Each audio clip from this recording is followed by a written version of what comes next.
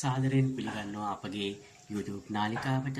ඔන්න කිව්වා වගේම අපි මෙවර සාමාන්‍ය පෙළ විභාගයට මුහුණ දෙන අපගේ කොමර්ස් විෂය හදාරන දුවා දරුවන් වෙනුවෙන් අපි කිව්වා පාඩම් මාලාවක් ගෙනනවා කියලා. ඉතින් අපි පොරොන්දු පරිදි අපි ඔන්න අපි කිව්වේ ගිණුම් කරනට අදාළ වැදගත් කොටස් ටිකක් අපි මාතෘකා කීපයක් සාකච්ඡා කරනවා කියලා.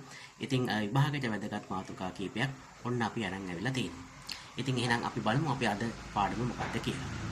අපේ පාඩම තමයි ගිණුම් කරන සමීකරණ.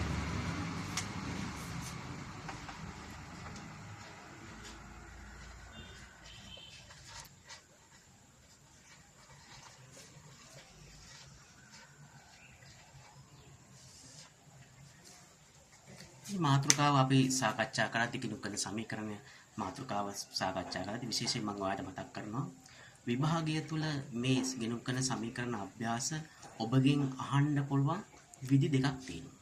එකක් තමයි අපිට ගනුදෙනු ටිකක් දීලා ඒ ගනුදෙනු මෙන්න මේ ගිණුම් කරන සමීකරණයට මේ මම ලියන්නම් මේ ගිණුම් කරන සමීකරණේ ඔයගොල්ලෝ දන්නවා දැනටම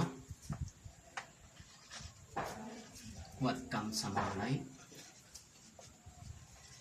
අවිකම්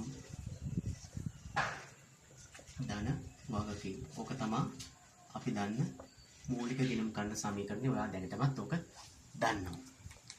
ඉතින් මෙන්න මේ ගිණුම් කරන සමීකරණයට ගනුදෙනු ටිකක් දීලා කොහොමද ගිණුම් කරන සමීකරණයට බලපෑම් ඇති කරන්න කියලා ඔයාලට දෙන්න පුළුවන්.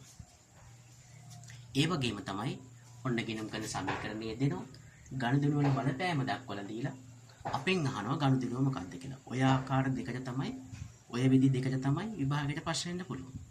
ඉතින් අපි ඒකට සූදානම් වුණා නම් ඔයාට අවශ්‍ය ලකුණු ප්‍රමාණය රැස් කරගන්න පුළුවන්.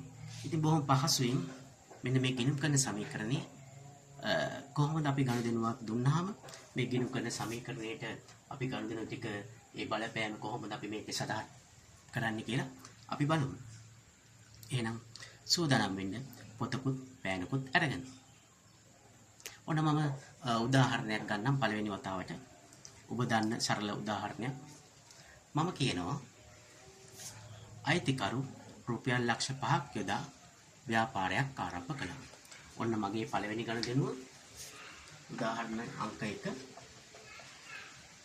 අයිතිකරු රුපියල් ලක්ෂ 5ක් යොදා ව්‍යාපාරයක් ආරම්භ කළා.